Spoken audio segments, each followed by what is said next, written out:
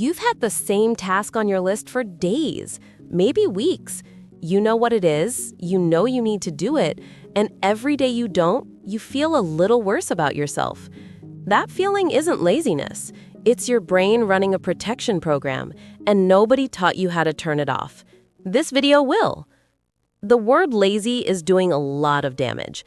When you label yourself lazy, you treat the problem as a character flaw, something wrong with you. And when the problem feels like you, there's nothing practical to fix, so you don't try. You just feel bad and wait. But here's what's actually true. Your brain is not broken. It's doing exactly what it was built to do. It's protecting you from discomfort, uncertainty, and effort it doesn't think is worth it yet. The problem isn't your character. The problem is a miscommunication between what you consciously want and what your brain is currently willing to spend energy on. Once you understand that, the solution becomes practical, not personal. There are 3 mechanisms driving avoidance. Most people are caught in all 3 at once. Mechanism 1, task ambiguity. Your brain operates on specificity. It needs to know exactly what action to take, for how long, and what done looks like. When a task is vague, work on the report, get fit, fix my finances, your brain has no clear target. And a brain with no clear target defaults to inaction. Not because it's lazy, but because ambiguity reads as risk. It doesn't know what it's walking into, so it doesn't walk in at all. This is why you can spend an hour doing nothing while technically trying to work. You're not avoiding effort, you're avoiding uncertainty. Mechanism 2, negative association. Your brain stores emotional records of every task you've done before. If working on something previously felt frustrating, embarrassing, or draining, that memory is now attached to the task.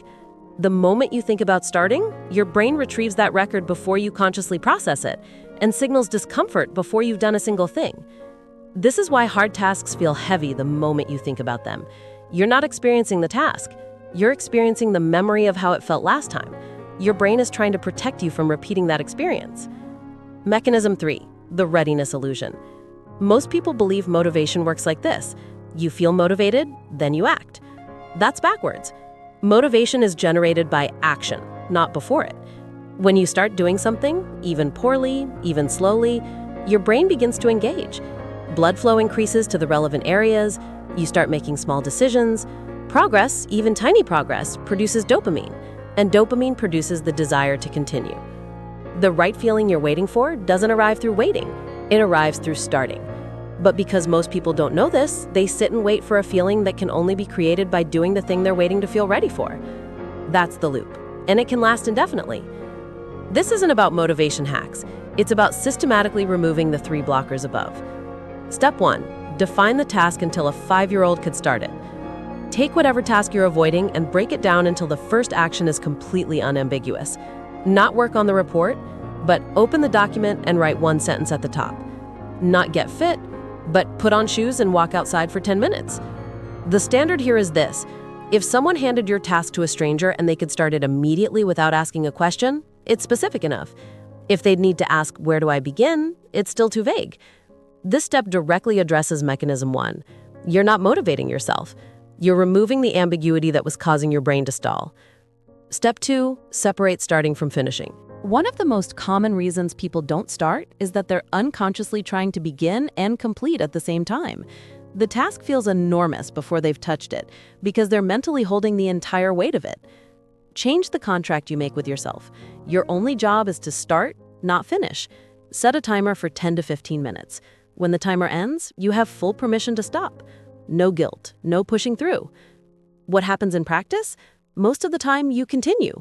Because the resistance was never about the work, it was about beginning. Once you're inside the task, the discomfort drops and forward movement takes over. But even on the days you stop at the timer, you've still won.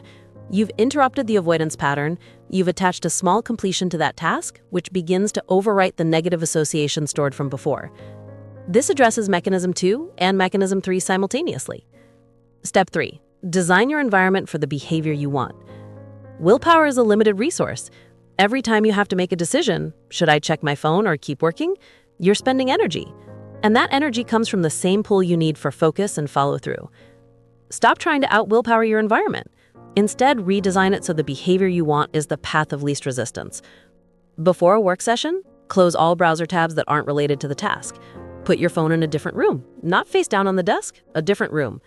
Set up your workspace so the first thing you see when you sit down is the task itself. Already open, already waiting.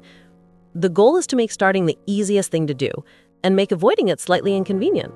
You don't need a huge gap. Even a small increase in friction on distractions is enough to change behavior.